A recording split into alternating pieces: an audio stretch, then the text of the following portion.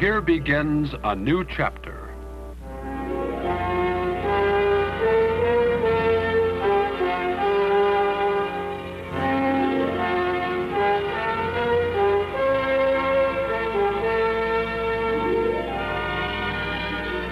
For a small boy, this is a very big journey, but he doesn't walk alone. You're not asking for very much of life when you can carry in one small cellophane bag all of your hopes and dreams, and in one small satchel all the things that have happened to you in life so far. For a child who has lost his home, this takes courage and faith. In place of the familiar, you must now face the unknown, that which lies on the other side of this door.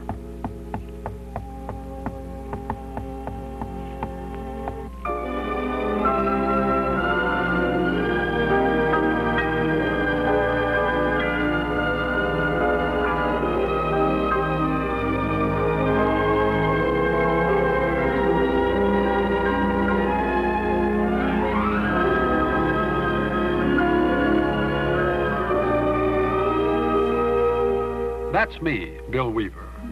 This is my home and my family. I guess you could call us an average American family. We like to think that because of our family life, our children will grow up with the strength and resources they need.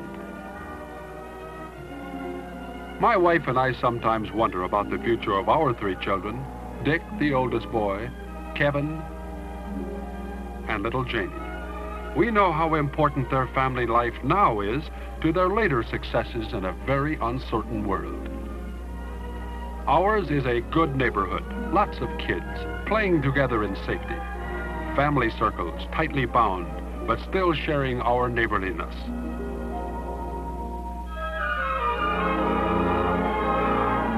Now, around the corner and down a couple of blocks are some more of our neighbors who I know are receiving these important values of family life. They are the children of Children's Village. Children's Village is a little town with streets and walks and playgrounds, 2¼ acres, 18 city lots. It's North Dakota's oldest child-caring and child-placing agency. It's a non-profit, non-governmental child welfare service. Since 1893, Children's Village has served over 10,000 North Dakota children of every faith, every color, and every creed. From the country and the towns, from infancy through high school, every level of life circumstances. Kids here who otherwise would be homeless, deprived, and neglected, yes, even abused and maltreated, can find most of the values of family life that your kids and mine enjoy. In this dizzy world, these children learn that they can belong, that they have their place in society. In this group environment, the accent is on family living. Up to 45 youngsters can live at the village at one time, with ages ranging from a few days to 17 years.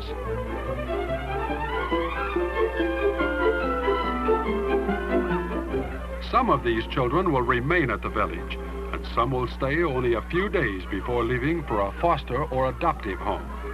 Working, studying, and playing together in a family group setting, these children overcome their own disappointments and surmount their own limitations. Like all communities, our village has a traffic problem. Making one's own way in the big world is sometimes difficult for a child, but here at the village, there is support and guidance. And from this guidance, there's the beginning of success.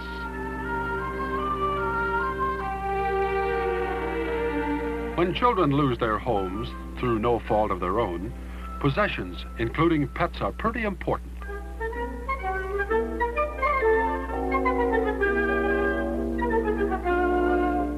Livestock at the village includes everything from kittens to canaries, goldfish to guinea pigs. Yes, there's even a pony.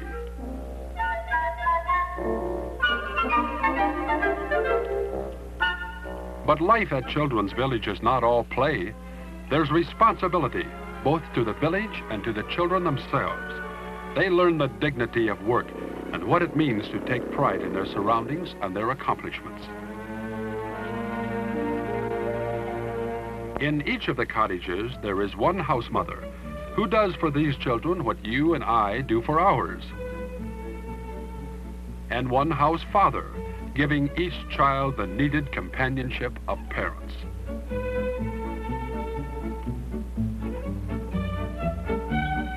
Backing up the house parents are other staff members whose efforts satisfy big appetites,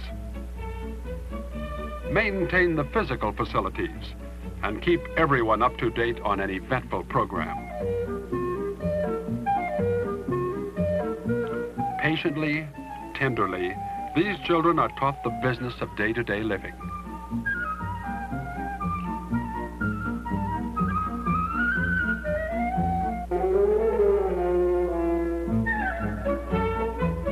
And there's that universal problem, just like in the Weaver household.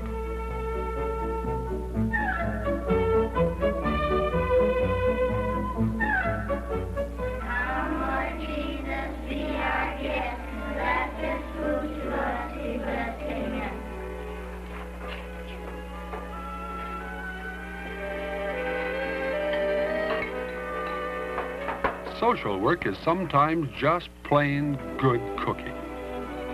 But it's hard to erase the memory of the days when you were hungry.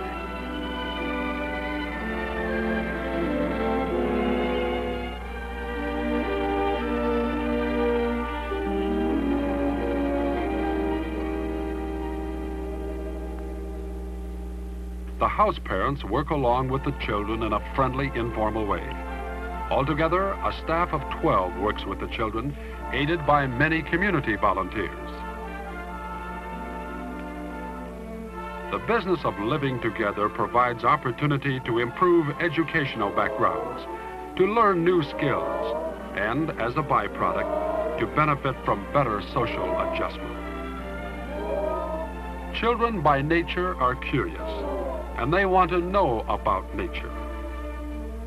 They want to hear stories of adventure.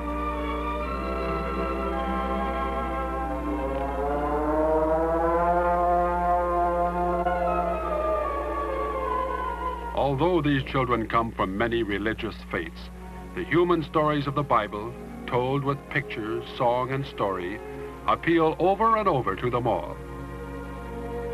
Because it is important to reach all the children with religious training, there are non-sectarian Vesper services, inspirational messages presented by young counselors, and by the children themselves.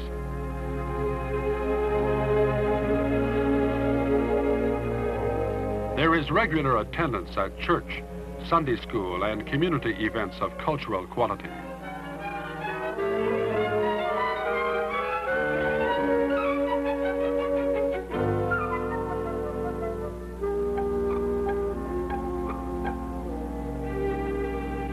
Every effort is made to develop religious strength in the child, for at best there are tragedies and disappointments, moments of secret sadness.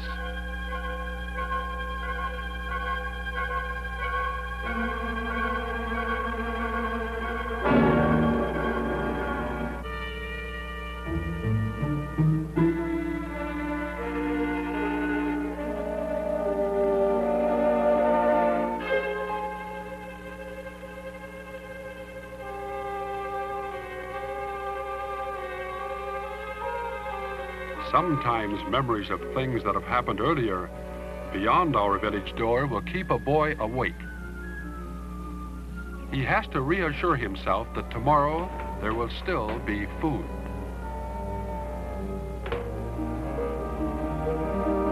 And sometimes memories of Mom and Dad, that old home that is no more, return in a silent, secret flood.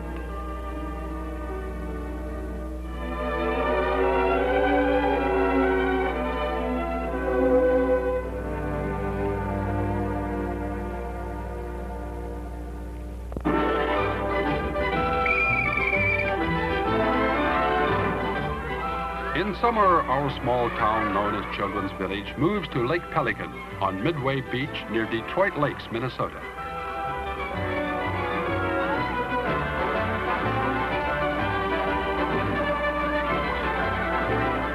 These children are enjoying facilities donated to the village over 20 years ago by the Watson Estate.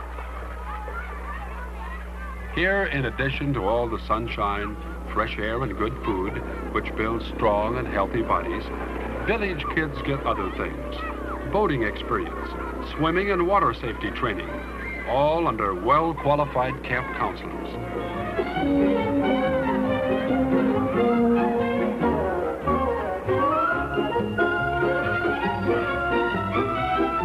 With the coming of winter, activities change at Children's Village.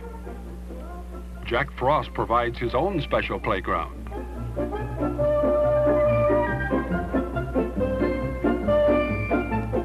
There is homework for classes in the Fargo public school system. And when the Christmas holidays arrive, not a child is forgotten. From all over North Dakota, in fact, all over the Northwest, generous people help fill stockings that otherwise would be empty. Christmas is an exciting time at Children's Village, for it is then that everyone at the village realizes that folks do care. The thanks of the children, the staff, and the directors go to a long list of thoughtful people.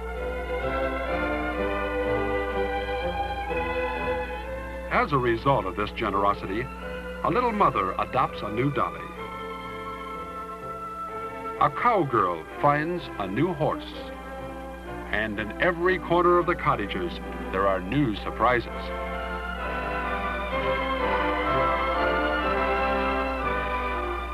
Yes, Christmas is wonderful.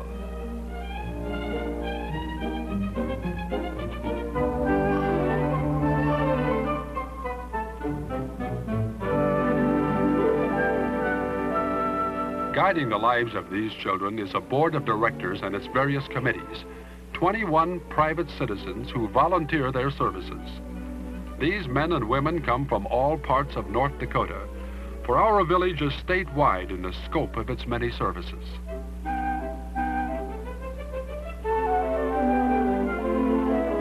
Board members work with the children, giving their time and leadership for the love of youngsters. Hundreds of directors have furnished agency leadership over the years, and no director has ever been paid, except for a sense of real satisfaction. Putting the board's policy into action is the village superintendent. In addition, he is the point of contact between the agency and the people who need the services of the village. But the superintendent and his small staff can't do it all alone. It takes many hands and many warm hearts to do the job. For instance, a committee of the Village Auxiliary directs the annual Christmas Red Stocking Fund campaign, which is your village's main fundraising project. The auxiliary is open to any woman because there are many worthwhile projects connected with the operation of the agency.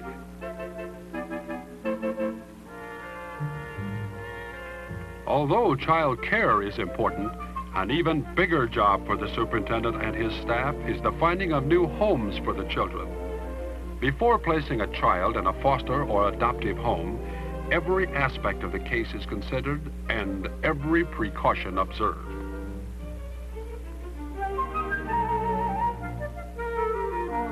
Then, during the probationary period, a village staff member visits the home where the child has been placed, watches its progress, thus ensuring its future happiness.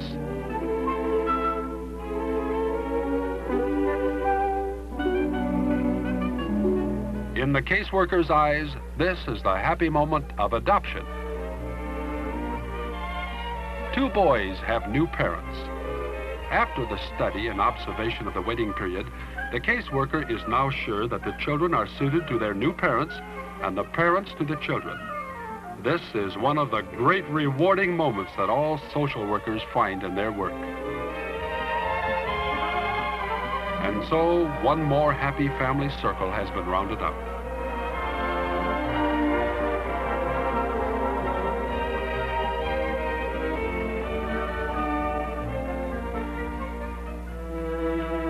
For some children, tragedy begins at birth. They are born nameless.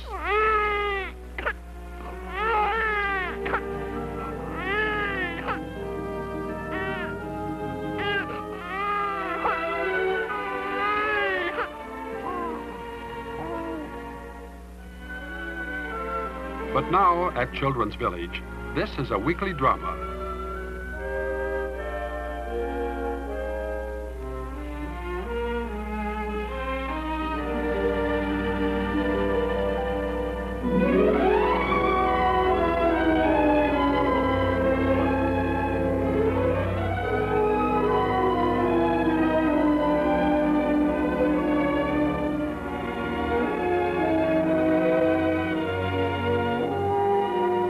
The village helps in the task of building families, where otherwise, in God's mysterious way, none would be built.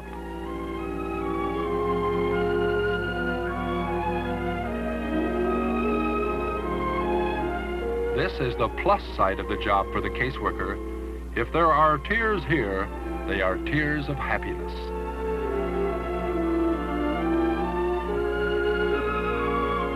And so another infant leaves its village home to find love and affectionate care, no longer to be nameless.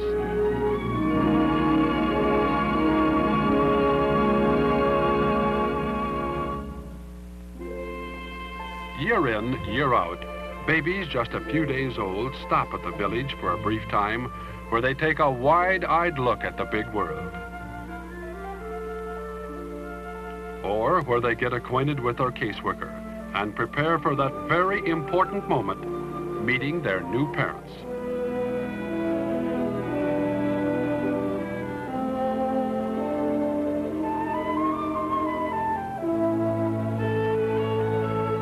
Yes, children come and children go, but some children are left behind because of race, age, legal entanglements, low IQ, or other reasons beyond their control. For them, no excitement of a new home and new parents, for they are the unwanted.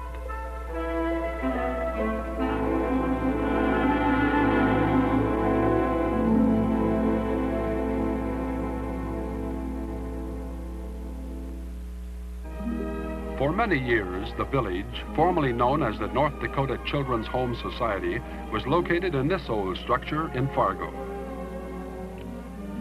The pioneer staff members, including Frank B. Hall and Mrs. Lucy Hall, did magnificent work despite handicaps. Then, through the generosity of many people, a new home was built and its name changed to Children's Village. In a few cases, large amounts from estates, such as the Reynolds estate, enabled the directors to build whole new buildings. The day-to-day financing comes in part from memorial gifts sent by surviving relatives and friends. From gifts in kind, all the things that children of all ages need and use. These gifts come from all kinds of organizations: social, youth, fraternal, religious, civic and rural, and from individuals. From federated giving, such as the Fargo United Fund. From the interest on cash gifts, which have been invested by the Children's Village Memorial Foundation. From income when the village offers its services to individuals or to county and to state agencies providing services to children. And from the annual Red Stocking Christmas Fund campaign. The village is statewide, but not state-owned. It is given no tax funds. It receives no legislative appropriations. The village is a living tribute to the generosity of people from every county in North Dakota. For children come from all parts of North Dakota, and those who can go back to new homes in all corners of our state. For homeless children, the village means parents. It means discipline with love, a chance for education, the joys of organized fun and play, and the reassurance of faith. For all of this is the other side of the village door.